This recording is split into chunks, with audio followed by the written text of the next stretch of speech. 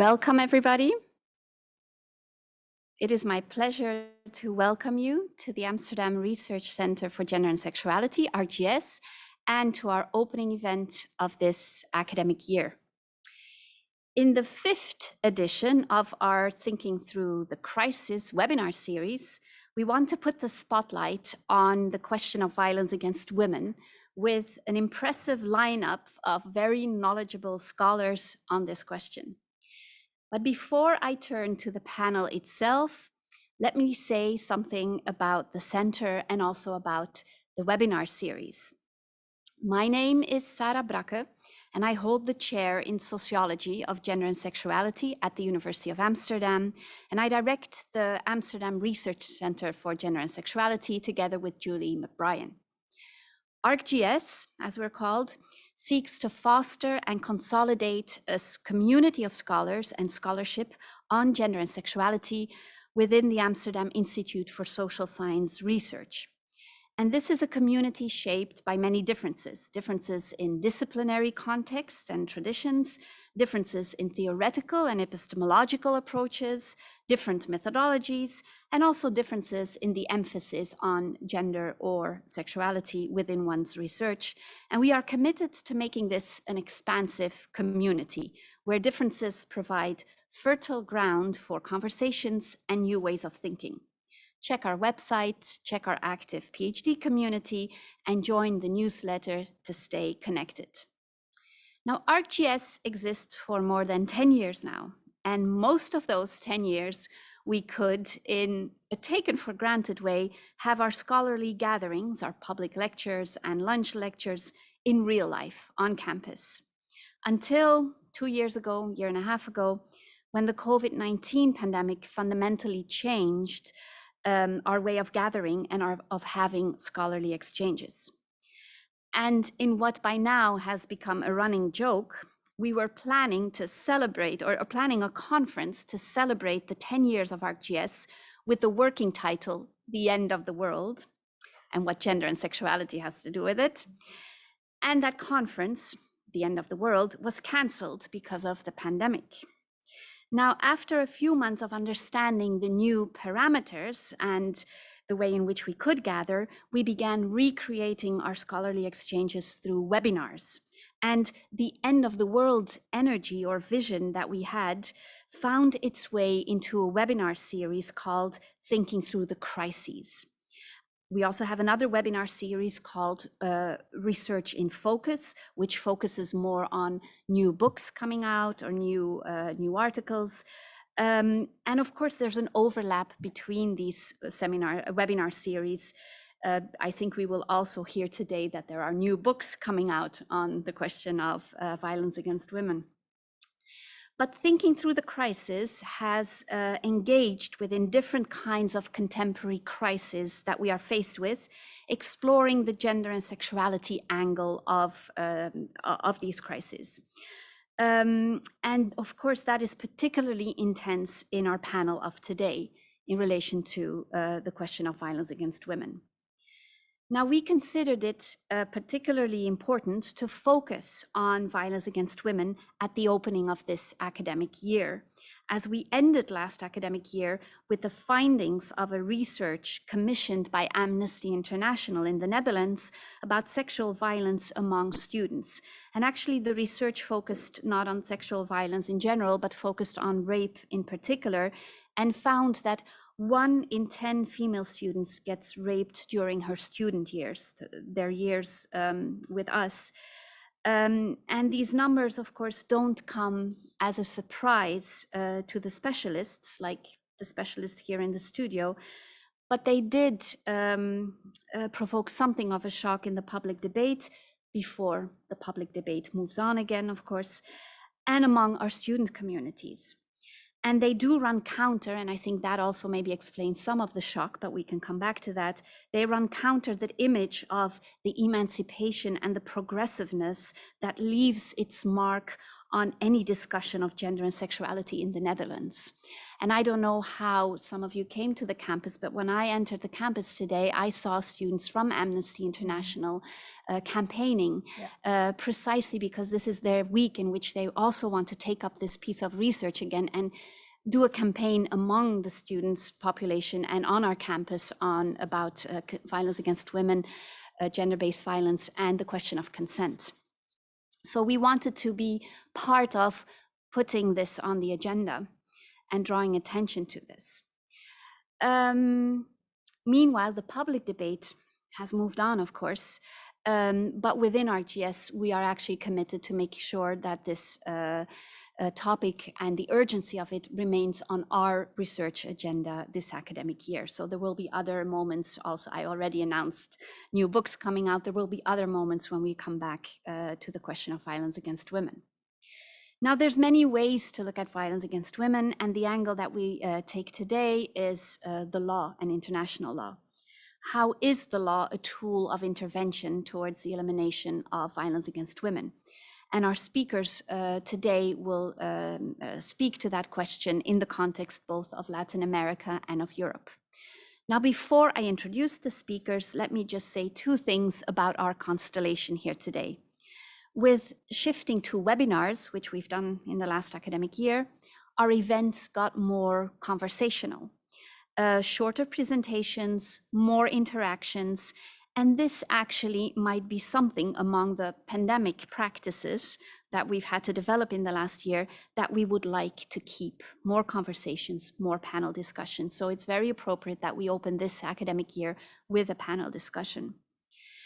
And also, the second thing I want to mention is that this is not only the 5th edition of Thinking Through the Crisis, but it's also the first hybrid edition.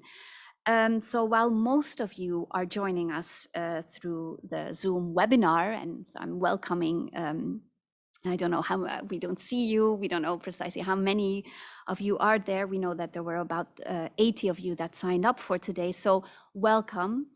But the speakers and a handful of people in the audience are here physically together in a studio in the same room. And everybody is excited that we can actually be physically together. We are hoping that slowly we can have more of these physical meetings while while staying careful. And I would just like to add, way more careful than this government does, in order to make sure that that we can actually get beyond this crisis of the pandemic. So thank you for joining us in whatever way, in whatever capacity. And let me now just turn to our amazing lineup of panelists for today and introduce the speakers. First, there's Jelke Boesten, who is Professor of Gender and Development at King's College in London. She has written extensively on sexual violence in war and in peace, social policy and politics, and gender-based violence in Latin America. Her latest book, together with Helen Scanlon, is Gender and Memorial Arts: From Symbolic Reparations to Protest Movement. And she currently works on a project called Intimacies of Violence, as well as Women Resisting Violence and Imagining Social Justice. Jelke is currently also visiting fellow at CEDLA, the Center for Latin American Studies here at the UvA, and I've understood that you were also part of their first real-life lecture in the past weeks. Then I would like to introduce Andrea Krizsan, who is professor at the Public Policy Department and the Gender Studies Department and Senior Research Fellow at the Democracy Institute at the Central European University of Vienna in Budapest. She works on comparative politics of gender in Central and Eastern Europe, and her recent book, together with Connie Roggeband, entitled Politicizing Gender and Democracy in the Context of the Istanbul Convention, came out at Palgrave this month. Came out last week. And this term, she is a visiting scholar at the University of Amsterdam. Then I would like to introduce Lorena Sosa, who is the assistant professor at the Netherlands Institute of Human Rights at Utrecht University. Her research explores the limits of human rights in relation to gender and intersectional discrimination and violence. Her current project, Proud and Safe, focuses on gender-based violence against trans and intersex persons. Her PhD thesis, entitled Intersectionality in the Human Rights Legal Framework on Violence Against Women at the Center or the Margins, received a Max van der Stoel Award for Human Rights and is published by Cambridge University Press. Then last but not least, Connie Roggeband, who is a board member of ArcGIS and who is also the one who really organized the panel of today and brought these amazing scholars together today. She is associate professor at the Department of Political Science at the University of Amsterdam and board member of ArcGIS, and she has written extensively on the politicization of gender-based violence, equality policies, social movements, and transnational feminist networking. Her current work focuses on the implications of democratic backsliding for gender equality policies and feminist activism in Central and Eastern Europe and Latin America. So the way we will proceed today is that all panelists will present a brief statement, a brief communication related to their research on this topic. And then we will begin the discussion among the panelists, but also with a handful of people in the studio here today, but also those of you who are joining through the Zoom webinar. There is a Q&A function in your Zoom webinar, and you can type in the questions, and I will be bringing in the questions here in the studio. So without further ado, I would like to give the floor to our panel. Thank you. Thank you so much, Sarah. Thank you, Sarah, and the Center for having us today. And thank you, Connie, for organizing this and putting us together in a panel. It is really a pleasure and an honor to be able to contribute to this. So I'd like to talk about criminal justice or international criminal justice, international criminal law, and conflict-related sexual violence in Latin America. Now, as some of you may know, there has been in the last 10 years or so quite a lot to do around intentions to prosecute perpetrators of sexual violence related to conflict at the International Criminal Court in The Hague in particular, no? Not terribly successfully, but there is an intention and a lot of resources going to it. And so there's also a lot of development of international criminal law and a very strong guidance and rules for procedure and evidence gathering in cases of conflict-related sexual violence. So the actual law is quite solid. The question is how to actually prosecute perpetrators and hold states and perpetrators to account. So my work focuses on Latin America, and Latin American human rights lawyers and states do not tend to look at the ICC in The Hague for justice, but at the Inter-American Court for Human Rights, which has its own commission and court for human rights. However, the Inter-American Court for Human Rights cannot prosecute individual perpetrators. It develops international law, it develops legislation, it develops precedents, and it develops guidance. And it intends to hold states to account. So it basically tells states what to do in order to account for particular crimes against humanity. But it can't enforce this. So that is the big difference with the International Criminal Court, which has ways to enforce their rulings. So while Latin American countries do look at the Inter-American Commission and Court for Human Rights for justice, in order to actually prosecute perpetrators, it looks at domestic procedures in country. And then it has domestic judiciaries cannot really prosecute international crimes and crimes against humanity because they don't have the legislation to do that. No? Only international law provides that legislation. So they draw on that legislation that's developed within the International Criminal Court, within the Inter-American Court for Human Rights, and so on, to be able to prosecute crimes against humanity, including conflict-related sexual violence. Now, what I want to argue today is that in order to do so, domestic courts have to draw on international legislation. They do so, but with different levels of success.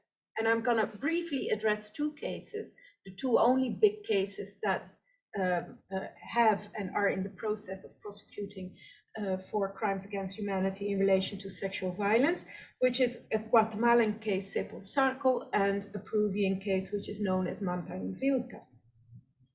In Guatemala in 2016, the high-risk court, domestic court in Guatemala called the high-risk court, which particularly looks at major violations of human rights and crimes against humanity, successfully prosecuted two commanders of the Guatemalan army who had served in the 1980s in particular communities known as Sepul Sarco, where they had committed crimes against humanity against the local population, including sexual violence and domestic slavery against a group of indigenous women. The case was successful because the court and the lawyers and the prosecutors were able to draw on international guidance with regard to evidence gathering, including they used contextual evidence to paint a picture of the coercive context in which these crimes against humanity, these atrocities took place. And the whole process of prosecuting these two commanders, according to observers who have studied this particular case, was very successful, not only because it was a successful conviction, but because of the process that was empowering for the indigenous victim survivors. And it really unsettled sort of the standard narratives of heroes and victims. And so it changed the narrative of violence and genocide in the 1980s and allowed for a much more voice to the victim survivors, the indigenous victim survivors in the conflict. So it was really an important process beyond only the women who got justice, but also for wider society. So this is a success case in which a domestic court draws on international criminal law to prosecute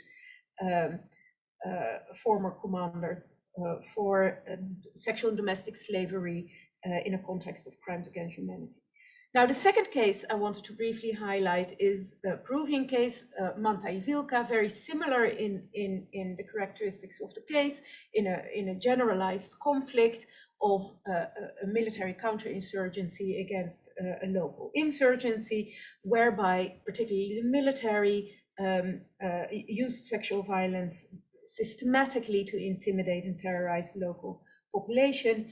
And there is an ongoing case started in 2016 where the prosecution or a group of victims claims that the military stationed at a particular military base in an indigenous community systematically raped these women. Now, this case opened in 2016. It ran for 2 years, very slowly. Then it was cancelled after 2 years because the judges had a bias for the accused rather than the victim survivors. And then one of the judges was involved in a corruption case, so she had to step down, and then the whole case collapsed. The case started again in 2019, and it still runs now in a very inefficient manner. It's now online due to COVID. Many sessions are being cancelled because people are ill or unwell, or they can't come, or the Wi-Fi doesn't work, and so on. Plus only once every 2 weeks for 2 hours, completely contrasting to the Guatemalan case, which was done and dusted in 2 weeks, intense case.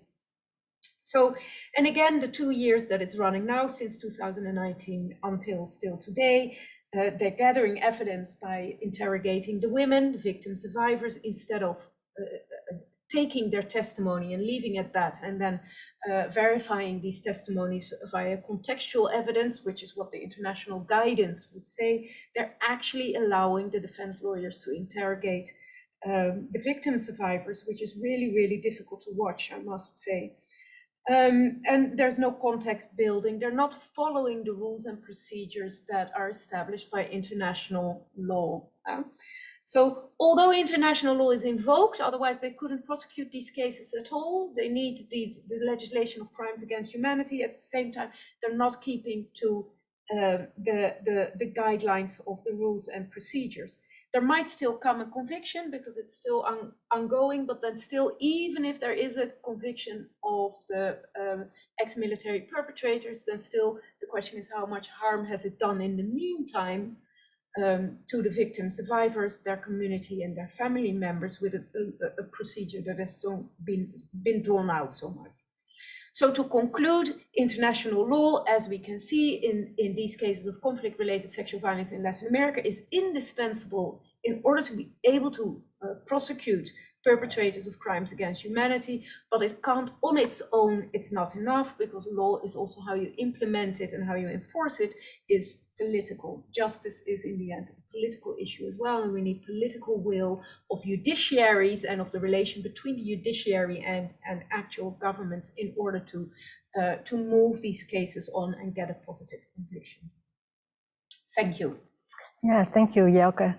So Andrea and I will be taking you now to the European context. So we move to a different context. So the European context, until recently, there was no European common framework on violence against women, right? There were some loose regulations, but there was not a common framework, and this changed recently. Well, it's already 10 years with the Istanbul Convention, the Council of Europe Istanbul Convention, which is a convention on violence against women that is not just for the EU, right? It's a bit broader. It's the Council of Europe, so it has more member states. So the EU so far hasn't addressed violence in a very structural way, mainly through soft law, but not hard law. And this new framework of the Istanbul Convention was actually a groundbreaking new international framework, right? So it was signed in 2011. And it entered into force with 10 signatories in 2014. And at first it appeared to be like an overall success because it was rapidly signed and ratified by a number of countries. And so, yeah, it looked like a success. It's a path-breaking international convention, and it has a broad scope. It addresses both how to prevent violence against women and a broad range of forms of violence against women. It's also, it's not just about the prevention, but also about protection, about prosecution, and also about how to coordinate policies. It's really rather broad and innovative in many ways. It builds upon the Inter-American Convention, which was much earlier, already adopted in the 1990s, but this is, again, one step ahead. So again, you know, a success. And so far, 35 countries have ratified the convention. 45 countries have signed it, and also the EU has signed it. Yet, and that's an interesting story, it also sparked a lot of resistance. So it was not just a success, but it actually sparked a lot of resistance, particularly in Eastern European countries. So it started with a blocking of that ratification by Bulgaria in 2018. And so this whole scandal of why this opposition, what kind of resistance is it, and why are so many countries and actors opposing that Istanbul Convention, brought Andrea and me to think like, okay, but this is really interesting. We had worked before on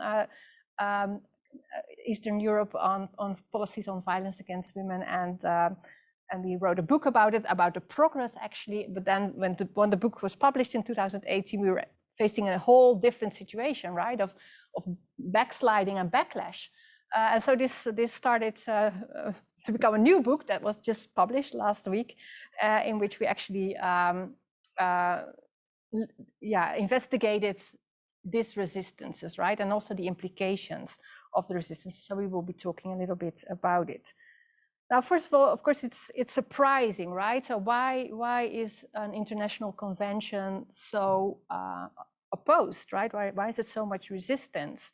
It's surprising, I think, for two reasons, and maybe more, right? But at least two reasons. One reason is that before Central and Eastern Europe, if we think about international conventions, it used to be like a good pupil, right? So there was normally international conventions on whatever topic were rapidly ratified, quite technocratic, and so they were good pupils. They were compliant. They've transposed it to national legislation. Maybe they were not always living up to it, but at least, you know, they proved to be a very good international pupil. So that's surprising, right? So why all of a sudden they start to resist international legislation? And second, it's surprising because if we think about gender equality policies in Central and Eastern Europe, this was actually a domain with a lot of progress or success. I mean, different across cases. That's what our previous book is about. We've looked at 5 different countries. We see differences, but overall, there was a lot of policy in place. There was progress. Women's movements fought hard to get that progress. And so in a way, they were already complying with many of the issues that are in the Istanbul Convention. So, you know, why this resistance, right? So in the book, we ask a number of questions like, so why is that happening, right? Well, what do these actors have against the Istanbul Convention? Why are they so opposed? Who are these actors actually, right? What's the impact of it? What are the implications? So this is also the things we want to take you along with a little bit here in this very brief talk. So first, why is it opposed, right? And then if we look at why it's opposed, it's not so much about actually the topic of violence against women, but it is very much on the very transformatory character of the convention. So one of the things that these actors oppose is the word of gender in it. And they see it as an instrument of gender ideology. And of course, in a way, it is an instrument of gender transformation, right? Because the convention really addresses structural inequalities, gender inequalities, as one of the root causes of violence. So in a sense, yes, that's true, right? But they don't like that particular part of the convention, and they see it as an instrument of what they call gender ideology. They don't like the concept of gender also, right? The social construct of gender, they don't like that. And they see it as an instrument of gender ideology, but that is a sort of imposed on them. It's seen as, some call it a Trojan horse. So they say, well, a gender ideology is, you know, implemented in these countries under the flag of an international convention. And that's what they don't like. So it's, and then it's also about anti-Europe, anti-international. It's about sovereignty. It's about defending national cultures and values. So there's a lot of stake. And so the actors that then are resisting, one can sort of guess, right, is mostly conservative, partly religious actors, but not only religious actors, conservative right-wing civil society organizations, indeed organized religion. The Roman Catholic Church is really a very core actor, but not only them, it's also like the Orthodox churches, it's Muslims, it's evangelical groups, so it's all kinds of different religious actors. It's also political parties, and it's also government, state actors in some countries, right? So we've seen in a number of these countries, we know the example of Poland and Hungary, obviously, that have governments that really have been core in resisting the Istanbul Convention. So it's not just, you know, civil society actors or religious, but it's also governments and political parties. And interesting, it's also a lot of think tanks and legal actors that do a lot of litigation on it and try to come forward with an alternative international convention. So I leave it here, and Andrea will address like then what are the implications of all this resistance. Thank you, Connie. Thanks. So the why, I think you'll have to read the book for that. Yeah, there's much more to say. There's much more to say, but what we wanted to also talk a little bit here, and there we very nicely come together with your argument, Jelka, is what's the impact of all these debates and all these attacks on gender and on a convention on violence against women for women's rights and for protecting women from violence, actually. So that's really the interesting part and the good part of our book. So how given that, as Connie mentioned, there's been a lot of instruments in place, and maybe they blocked in many places the ratification of the convention, but the instruments addressing violence against women are still in place. But there is a huge debate around violence against women in these countries, which we would assume has a serious impact on how then rights are protected and how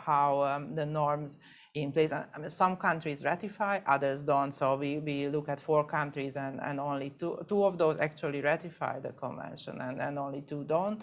So the question is, what happens then to how rights are put into practice? And so what we find, and that's really really interesting, is that the letter of the law is not in itself such a big problem. So you even see, like, while there is a political hysteria basically around the Istanbul Convention, you see, for instance, laws on domestic violence progressing. So while on one arena Poland is debating withdrawal from the Istanbul Convention, on another arena they amend quite progressively their domestic violence law.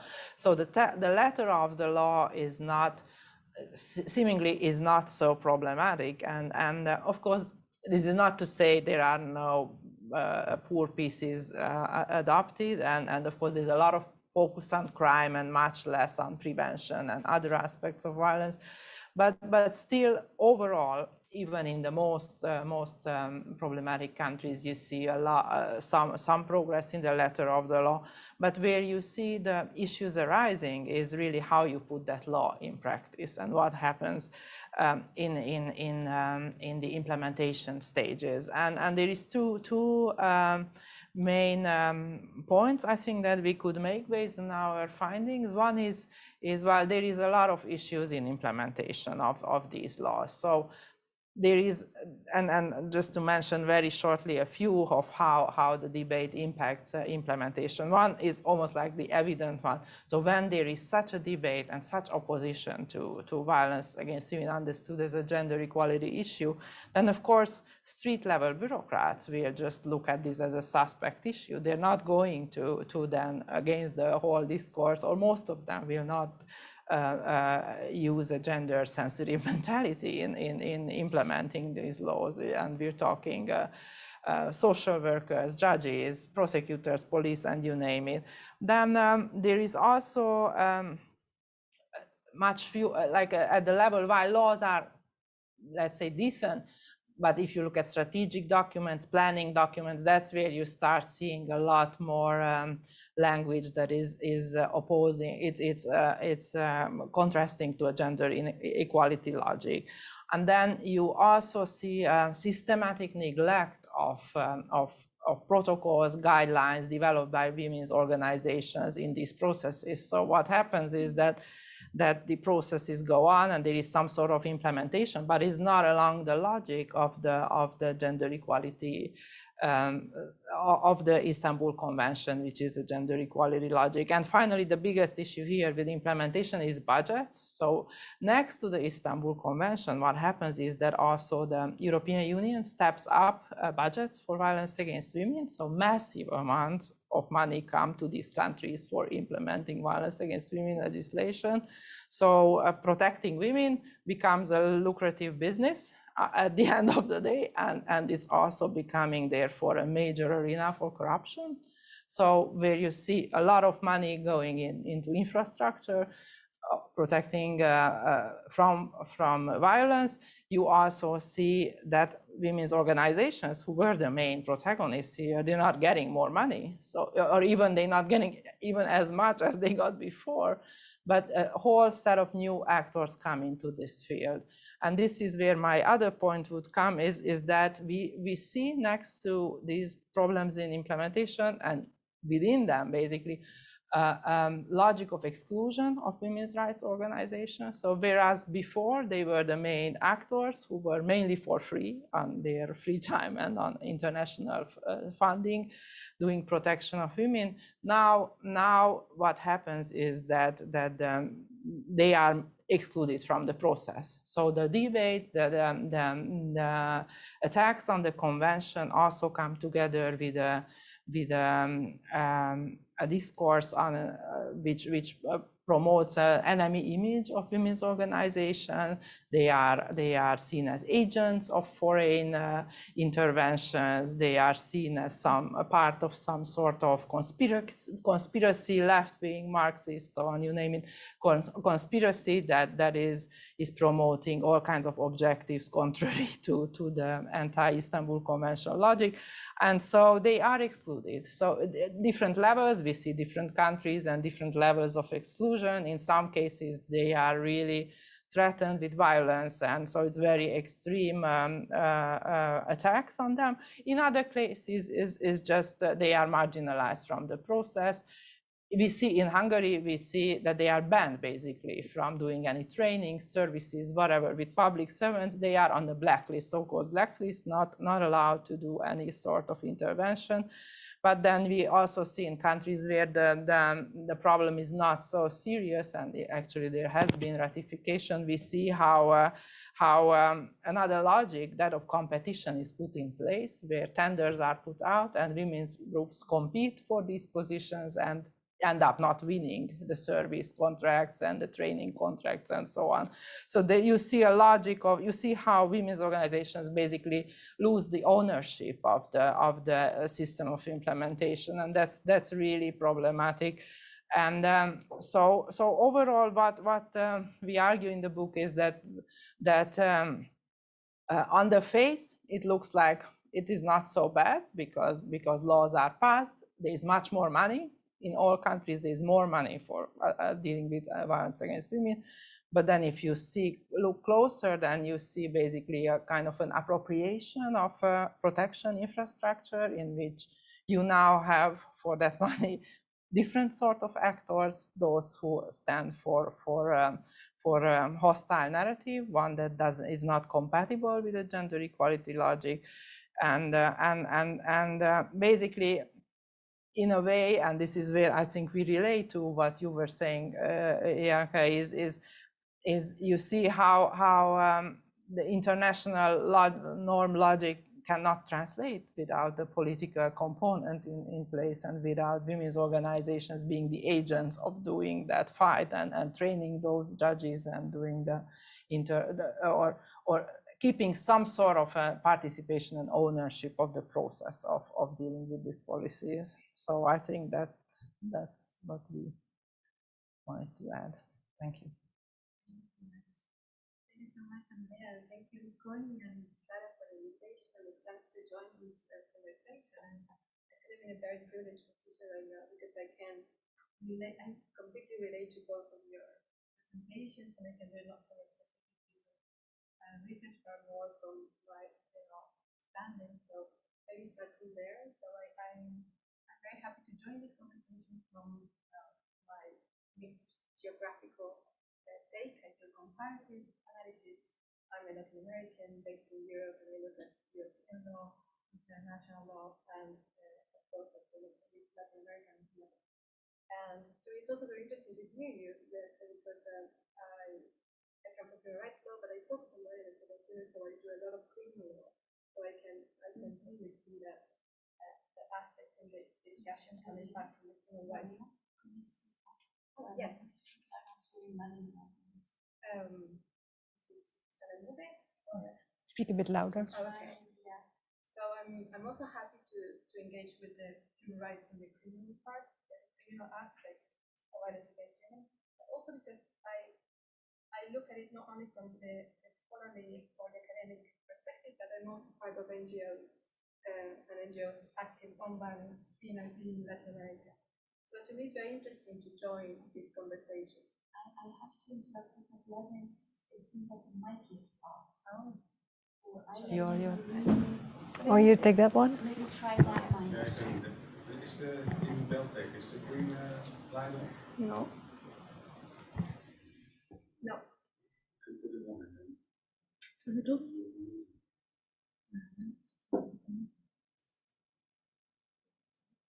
No, there's a little thing here. It's a little.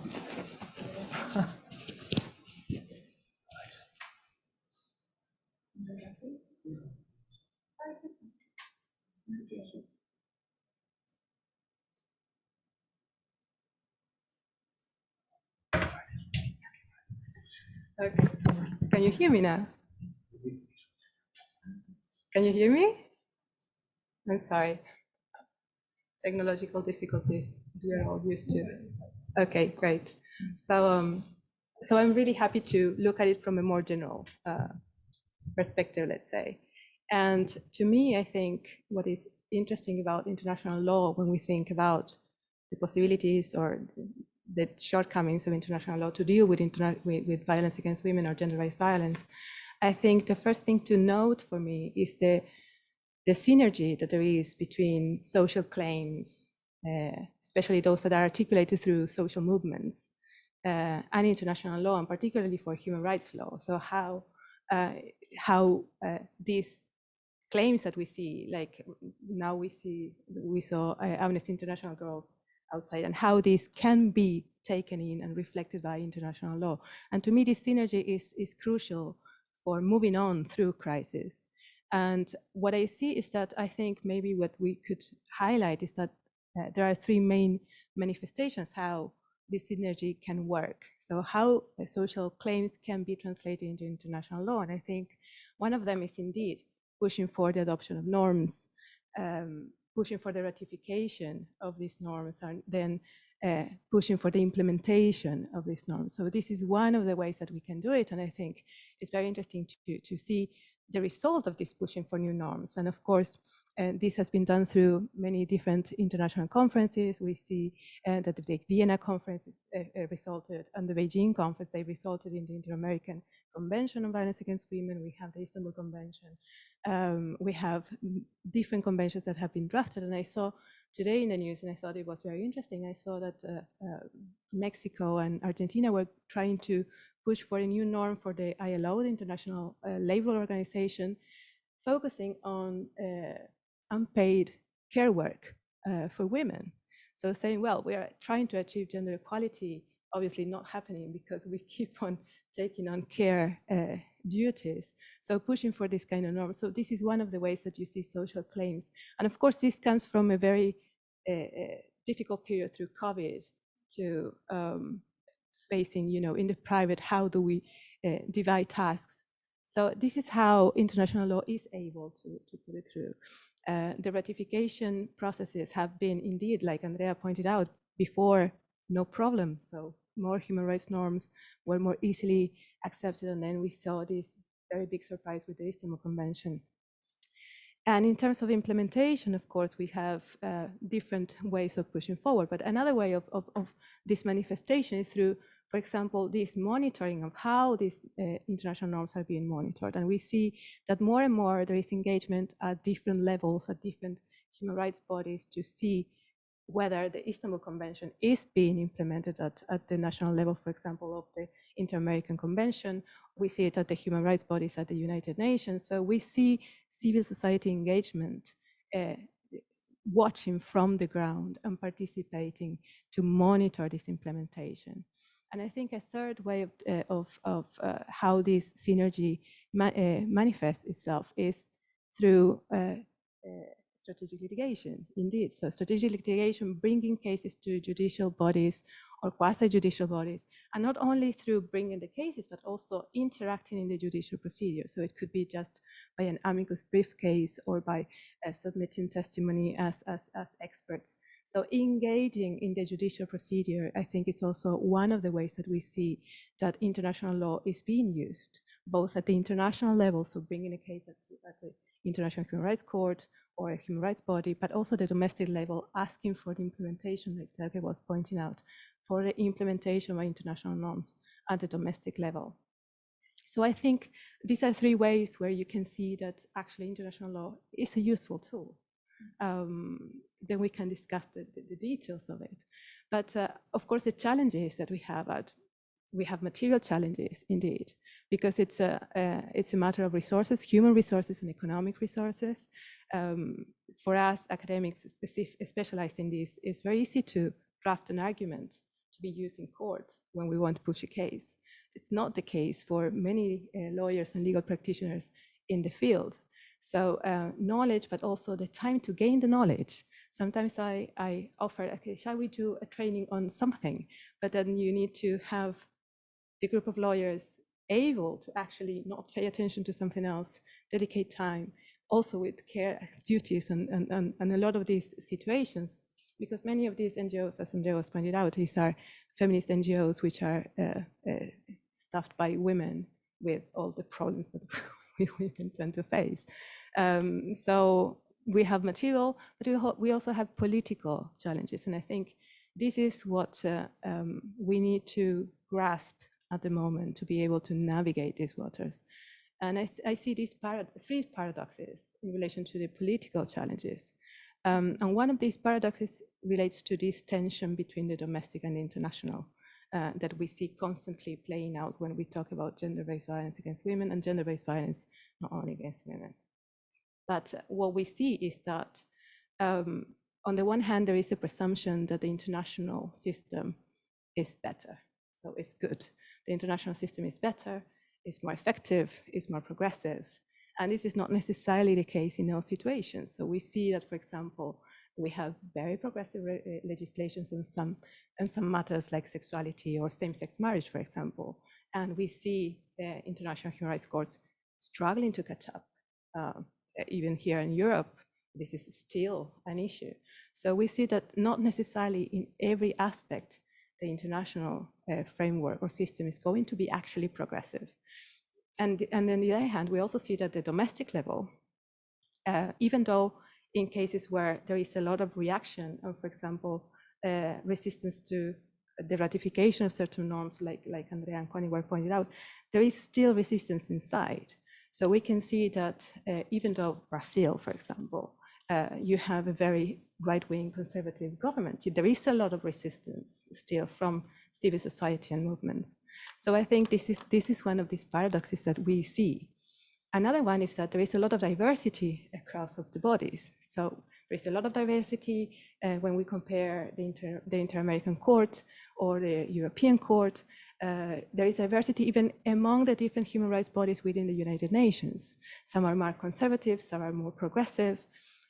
So talking of international law as one thing, like for example, we have international criminal law, we have human rights law, we have the European law, is also one of these difficulties. And I think the final paradox, and I think this is the most difficult one, is that core to human rights law and to international law today is civil society participation. So civil society participation is what brought us to have these new progressive norms and conventions. And on the other hand, we see that by increasing participation, we also have opened the door to counter movements, to backlash in a way. So this civil society participation is now is a mechanism within the bodies. We saw at the Organization of American States that the expanding of civil society to have a voice during the General Assembly discussions opened the door to conservative think tanks, to churches. So this is also this voice that is being heard, which I don't know if to call it civil society because this is something different, but it's a voice that is also there. So I think this is a complex situation that we have. Overall, I think that thinking in terms of crisis, indeed, international law, in my eyes, I'm still positive. I'm still positive about it. I think it's a very useful tool. What we need is to devise some compass to navigate this complexity, these complex waters, and through crisis. But well, that's it. Hope you could hear me.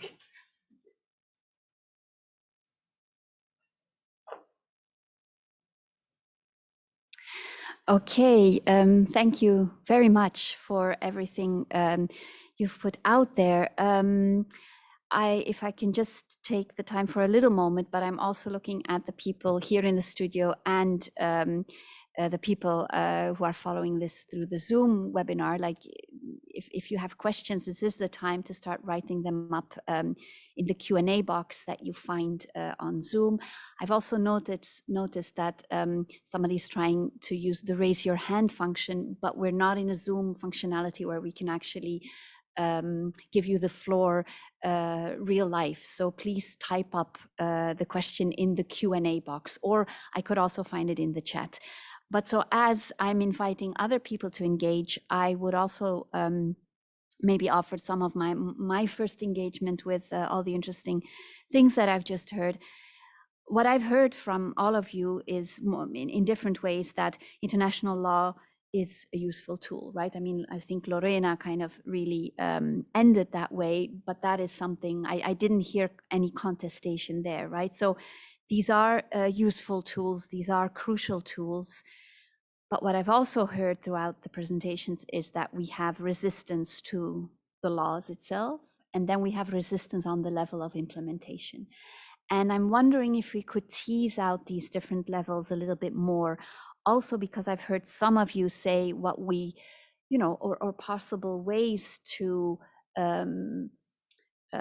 support laws coming into being, right? Civil society and the women's groups and so forth. And I'm wondering, do we need the same kind of things in relation to these different kinds of resistances? So there's the resistance to the law. What kind of response works best there, if we think of what works best? And then there's resistance to implementation, which can take different kinds of shape, right? Resistance to implementation can also seem like something is being embraced, and then put out tenders, and then choose those groups that are not the women's groups to implement. So it seems to me that we're talking about different kinds of resistance, and I'm wondering if we could tease out a little bit more from your research, from what you've seen, what worked best in relation to what kind of resistance. Because, and that's the last thing I would like to say, because we do see that on the level of civil society, however we want to call it, we are dealing with different kinds of groups, right? And I'm not sure, both politically and analytically, that it makes sense to say like, oh, can we call this civil society, right? Like, I think it's actually a bit of a trap to think that civil society has a connection to being progressive or being for social justice. I think we have many examples also in history of civil society being the forces that dismantle social justice, or so what we're seeing is all kind of intense developments in civil society. Yes, we have all the feminist groups who have been pushing to, keep on pushing to put violence against women and gender-based violence, which of course are not precisely the same frameworks, but I don't know if you want to speak to that, to push that on the agenda. At the same time, we're also in a moment of time, at least in Europe, which is the context that I know best, where civil society has an enormous increase of forces that are countering this, right? The gender ideology movements and so forth. So how to think about that kind of resistance, which I think is on a different level than some of the resistances to implementing the law, or maybe they're connected, but I would love to hear a little bit more about that. And I'm not looking at somebody in particular. I think whoever feels that they want to pick up on this. Thank you. Yeah, I can. Maybe I can add a few thoughts, and then I'm sure we all have things. So what I want to pick up is on is this good or bad? What is happening, and and I think that's interesting for our book project, because that's where we come from. So initially, when what is important to note when you look back on the whole violence against women policy processes in these regions is that, well, whatever was done was not political and was not gendered in this field of violence against women. And when the Istanbul Convention debate started in the region, and that was so interesting for us, was that all of a sudden these countries, which have never talked about, for instance, domestic violence in terms of women's rights or gender, all of a sudden these publics started to talk gender openly. And so our initial feeling was, well, wow, that's interesting. So now finally we're putting the finger on the thing, like the real thing is we are talking women's rights here. We're not just talking about some sort of abstract violence, about some sort of abstract notion of a victim, which could be, normally they wouldn't have named before who the victim was, or if they named it, it was the children, but they wouldn't name women as victims. And so what happened with this politicization was that the debates moved from a very degendered and rather technocratic sort of discussion to one in which we are talking women's rights, basically, and gender equality meant that well, yes, women are in trouble when violence takes place, and so that's where we started from. That, well, maybe it's painful and maybe there is exclusion and some very harsh language here, but in a way it's important that gender equality is discussed openly here. But then, of course, we saw a lot of negative consequences to it as well. For instance, how some of the campaigns actually ended up being very threatening to women's rights activists, and we see fear, we see tendency to, in some countries where the language was particularly harsh and the state not protective, we see organizations saying that they were debating changing their names, from having gender in their names to other kinds of more neutral sort of organizational names. But I think this is a tension here. So is it good to have norms that are then adopted in a very technocratic way and they are put in law, and then you can have test cases and very important legal cases brought in front of maybe courts, but do not have a debate and do not have any awareness of what is in those norms, but just like this kind of very in the background. And that's a change here in the case of the Istanbul Convention, I believe, in these countries.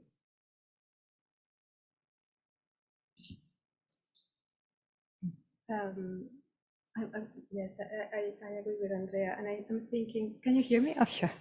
Sorry. In terms of the resistance to the implementation, I was also thinking about how this resistance to implementation can also play differently within states. So sometimes you have an international norm that is translated into a progressive national law, for example, but then at the local level, this law is not implemented. And sometimes this has a technical reason, which states are not willing enough to lift, like, for example, having to be requiring a local regulation of that national law. But I think, as Andrea was also mentioning, I think one of the main aspects to achieving or diminishing the resistance to the implementation is awareness raising. And this awareness raising, what I see in the field is that it goes at every level. It goes from judges and prosecutors to policymakers and people actually implementing, who have no knowledge, no gender formation, no feminist formation. And this is part of this implementation. And I think this calls for political standing, but it also calls for a lot of resources. So Europe is a small place, so that in a way that is sometimes useful. But if we think about Latin America, huge countries, and of course, just creating awareness requires traveling distances, transportation, logistics. So I think if we want to improve the implementation and diminish this resistance, it calls for both political but also all of these material elements as well. So. Thank you, Lorena and Andrea. I couldn't agree more that there's a problem of resources. On the other hand, I just wanted to sort of highlight that the development of international law and international norms is in the end progressive and hence positive. The trend is we're still going forward, not going, sometimes it feels like we're going backwards because the resistance is so loud and so present, and perhaps we didn't expect it to be so very conservative on all fronts, not only in relation to violence against women, Istanbul Convention, or conflict-related sexual violence. No, we have the battle around abortion, reproductive rights, sex education at schools. It's on all fronts, no? Mm-hmm. And so I have the feeling that we're all a bit disappointed with that conservative backlash, and also a bit surprised and scared. And it's sometimes that resistance is quite, feels violent itself, aggressive. So I guess the terms of the debate have changed, I feel, in the last 10 years or so, possibly because of changes in democratic relations more generally, because of different ways of communication and mobilization. So conservative forces are mobilizing in ways that the feminist organizations on the ground have done forever and ever, including going with banners on the street. And now suddenly grassroots conservative, even religious organizations go with banners on the street, and which is not what, that's relatively new, I feel, in this sort of massive kind of mobilization in this character, no? So it's much more visible, it's much more present. Social media plays a huge role in this, of course, as well. And that has to do with these changes in democratic relations. So I'm wondering, I mean, the worst what could happen is that there's no resources at all anymore for civil society organizations, human rights organizations, women's organizations, feminist organizations, so that they get sort of pushed out of the field. So that then it would be a step back, really. I think that would be really dangerous, because we need those organizations, and we need we need to be able to push back the conservatives. In the end, it's so I see it as part of a trend that feels very strange, because perhaps we didn't expect it. But as long as we keep at it, and so the resources point that you made, Lorena, is really important, because it means particularly in Latin America or Eastern Europe, or in countries where that conservative force is felt much more perhaps than in other places, it's really important that these organizations have enough resources and time. It's so important, no? Especially if a lot of these women's organizations, feminist organizations, are managed by women who have a huge reproductive burden that is not remunerated, that is not, no. So there's a lack of human resources, not only in terms of training and capacity, but also it just is simple time, not having the time to do it. So how do we make time? How do we sort of organize in such a way that it's powerful, that grassroots women's organizations and feminist organizations can indeed fight this battle with at least as powerful as the conservative forces do. And that makes me think a little bit on a couple of years back, Ni Una Menos in Latin America, the Me Too movement in Europe and in the US was, I think, really, really powerful. There are lots of critiques that we can throw at it, of course, but a very powerful way of using those new democratic ways of accounting for violence, that I think was really innovative and important, and probably it has raised the stakes for the conservative sectors as well, those movements and the visibility of those movements.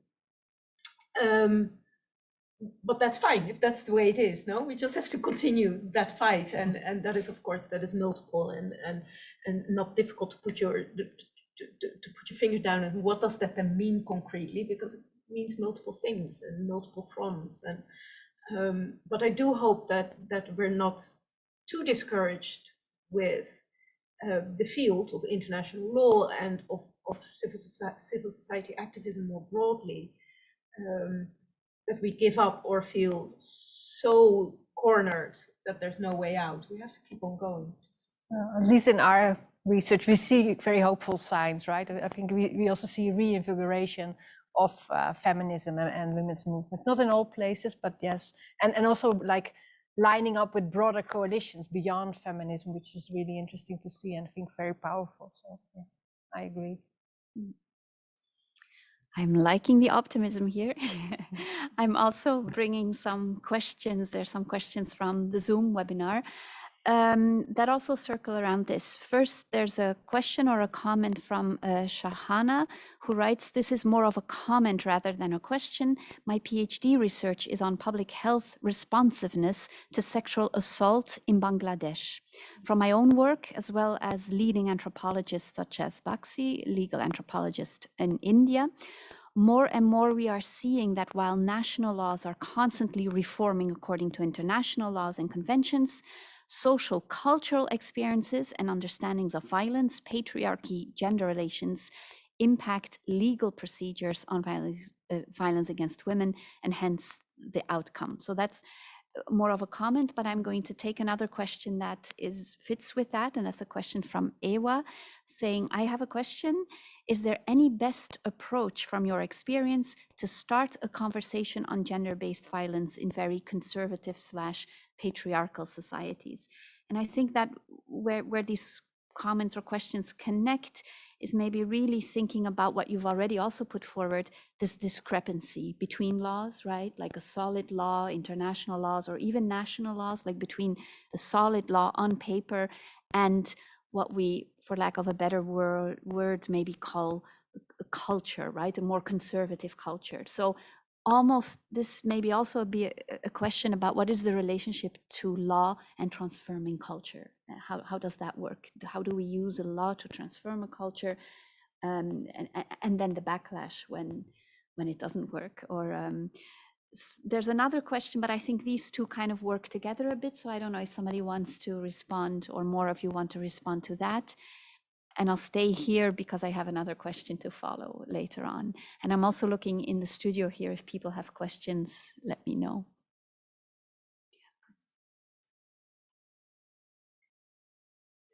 Very briefly, first comment, yeah, I couldn't agree more. It's very clear that it's that while at some point legislation and international norms are becoming more progressive and are evolving, and at the same time the local reality is not always like that. So I identify with that absolutely. About how to engage conservative communities around gender-based violence. Now, I always tend to feel that actually gender-based violence is one of those issues that is not even acceptable in conservative communities. There's a whole range of other things, which is, I think, that came out of your presentation around the Istanbul Convention as well, is that around women's rights, which conservative movements resist, including reproductive health, sex education, LGBTQI, trans rights, sexual diversity, gender diversity, that is all resisted. And there's more of a grassroots support for resisting those changes. But gender-based violence is generally, even among the patriarchs, not acceptable. So it doesn't mean that it doesn't happen, obviously. But so I think that actually gender-based violence is an excellent starting point for starting to talk about women's rights. And that's one of the things I think we saw with Ni Una Menos protests in Latin America between 2015 and 2017, that these were massive mobilizations which drew audiences from business, from communities, much more conservative communities, a lot of male allies, etc., because in Latin America, initially, the first round of protests focused solely on gender-based violence. After that, they started to include LGBT rights, reproductive rights, abortion rights. Immediately, the broad support waned. But I think that particularly gender-based violence is that one thing that even the conservatives somehow feel embarrassed about not to rally around. Yeah, I think that's exactly the same thing we are seeing also in our research, that yes, I mean the issues on the table, and that's okay, and they start to address it, but of course in a very different way. So indeed, not by talking about unequal gender relations as a root cause. So they prefer, like, it would be alcoholism or whatever, poverty or whatever other reasons, and a very protective framing about women, right? So women should be there to be protected, and also very essentializing kind of notion. So very opposed to indeed a gender equality kind of framing. So it's not indeed not the violence part, but it's the transformative element that they don't like. I totally agree with Jörg as well, that the tradition, and that's why this debate around the Istanbul Convention came a little bit as a surprise as well, because it was this one field which was the easiest to have progress on. So it wasn't easy to get progress on quota, on abortion, and you name it. But this one seemed to be quite an easy field, and then a lot of legislation was passed already, and then comes the Istanbul Convention, and boom, it explodes. So everybody was kind of surprised about that. But what I think that we actually have quotes, a lot of quotes from politicians saying, oh, zero tolerance to violence against women, but no to gender. So this is a repeated quote in many political speeches. And what that means is that, well, yes, protect women. Women are to be protected, to be cushioned and whatever not, but don't transform social relations between men. And so that's where the boundary, and that's where basically you conflict also with the Istanbul Convention, which says you need to introduce gender equality education in curricula, in training for service providers, and so on. And that's where the conflict is. But just another question to the very tricky question, just a point to the tricky question about how we address this. So this is, and now I'm put on my little bit of my practitioner hat, which is I'm doing quite some gender equality work in my own university, and so some of the wisdom in the practitioner world is that, well, you don't. So if you have a community, and in this community 10% are the ones who are really opposed to gender equality, 10% are who support, and there's in the middle these guys who are not really so much opposed, but they're also not in favor. So you're not going to address the 10% that is opposed. You leave those aside, hopeless. You work with the ones who are in the middle, and you try to get them more. And that's what our research is also showing, in a way, that it's whereas before the Istanbul Convention debates, in many of these political debates on violence against women, you never had men on board. You never had other organizations on board that were not feminist specifically. And now, with the politicization of the issue, all of a sudden you started to have a much wider variety of actors supporting. It's difficult to tell whether these are pragmatists or what, but it doesn't really matter, right? If you have a prime minister, a conservative prime minister, who stands up and says, well, we need to ratify the convention, that's not okay, and we need to align with its values and so on, that is a very important thing. So some may say that, well, that's really pragmatist, and that's just for him to gain votes, but it's still important that he says it, and that he lines up in that coalition. And that's I think in that sense, there is some gain here. There is a gain in that people have to take stand. They either are against the convention or they line up with the convention, and lots of new actors end up lining up with the convention. So I know it's not a response to a conservative community, but it still sets in a way a trend. Yeah. Maybe. Yeah. I have a question that explores a little bit further this gender and what gender does, right? Because I think it's actually one of the things it does indeed is bring together these conceptually, analytically, and politically, these different, struggles, and, whether it's reproductive rights, violence, and so forth. So it brings it together. But before that, I want to say, I will make it less vague this time. Saskia Wieringa, welcome that you're joining us. I see that you're trying to raise your hand, but I can't. If you have a question, Saskia, please write it in the chat or the Q&A, because I can't give you the mic in this setup of the webinar. So I see you raising your hand, but please write in the Q&A or the chat. The question that I have is from Eline Westra. I find it super interesting that a large part of the resistance of some states to the Istanbul Convention is focused on the actual term gender, which is seen as a foreign Trojan horse.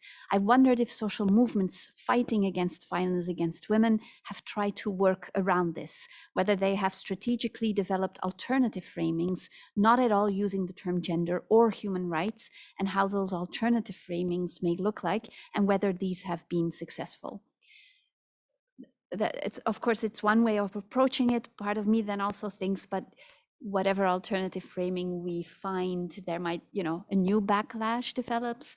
At the same time, it might be, a game of progress to find an alternative framing and have even, book some more progress before the backlash comes. So this is a question about, okay, all the focus now is on gender, and gender now is a very controversial term in many places.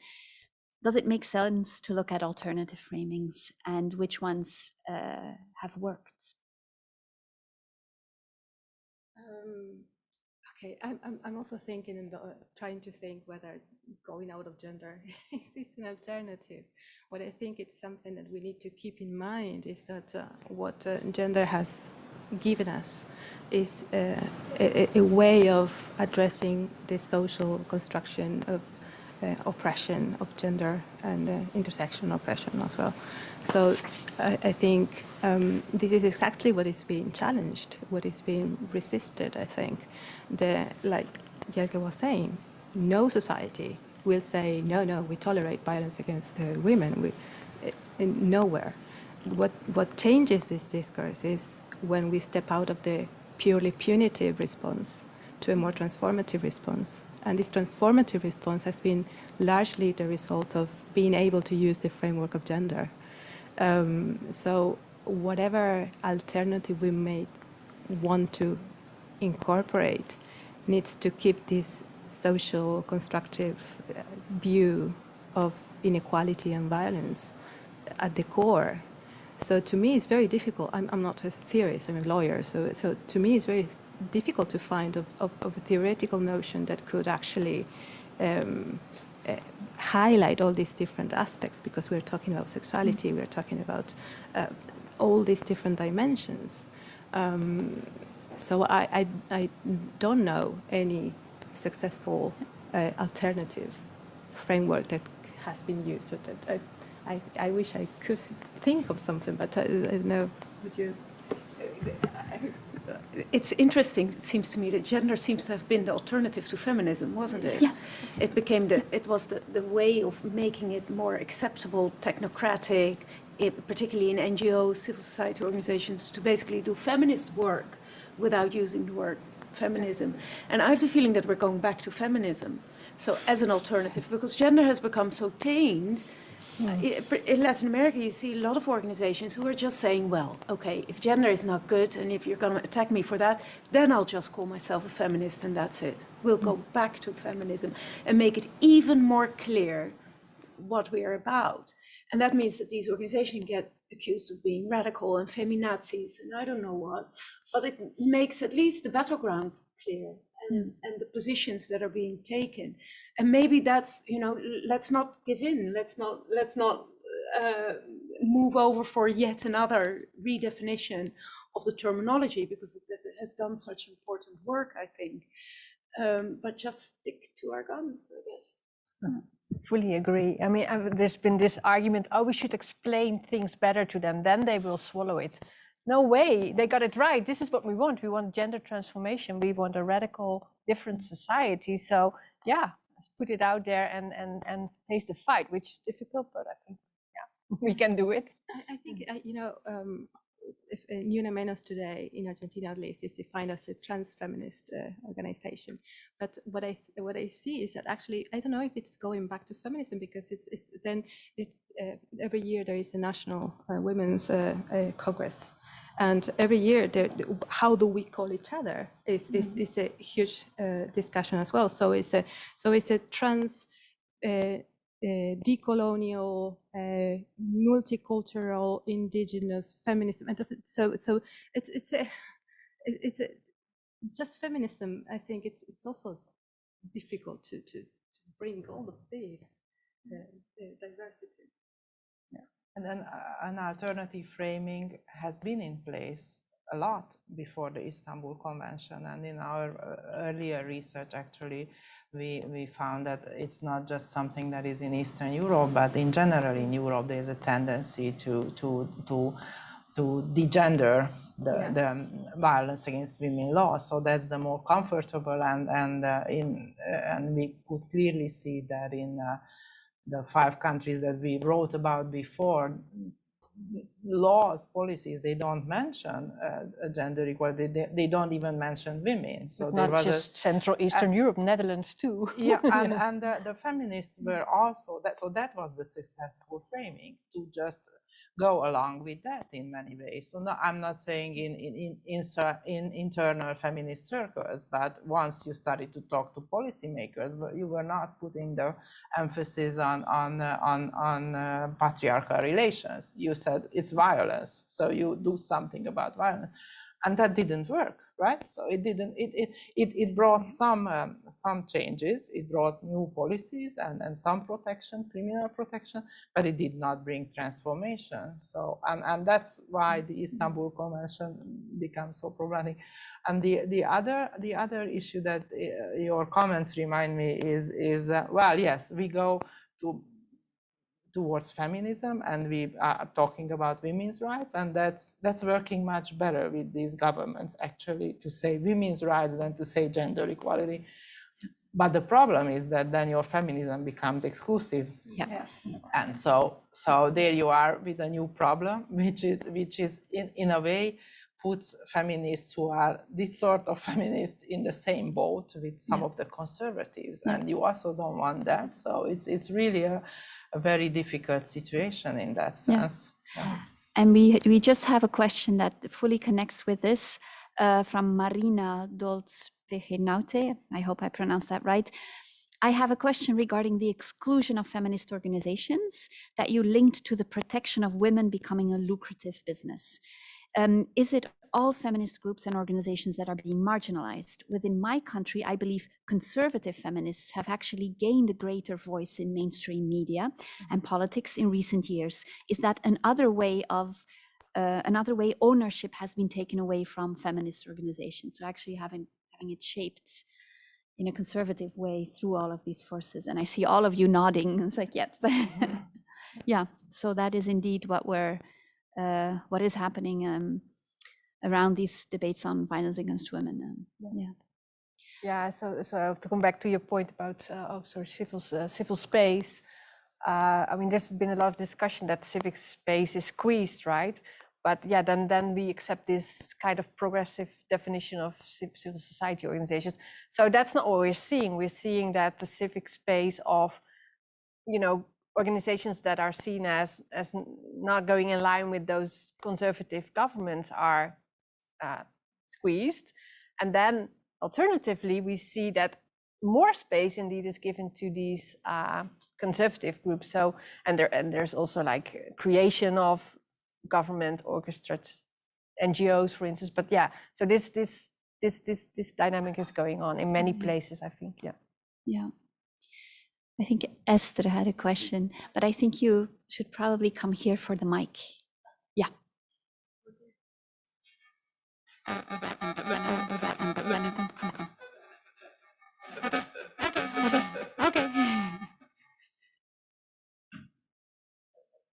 This is rather confronting because I'm not sure how coherent it's going to be. Don't worry. Thank you. I was just thinking about the previous conversation and the language that was used. And the case of Ethiopia, where until I think 2 years ago, for a long time, you couldn't use the word human rights if you were doing any kind of work. So with any application you made or any kind of intervention you wanted to do or any piece of research, you had to avoid the word human rights. So then instead people start talking about needs, and they still did the same thing, but they used the word needs, which isn't the same thing, but cover up is not the right word. But I was just thinking of that example. Okay, I have a comment here that we can't hear the question. So maybe if you could come up, Esther, I'm sorry, I think.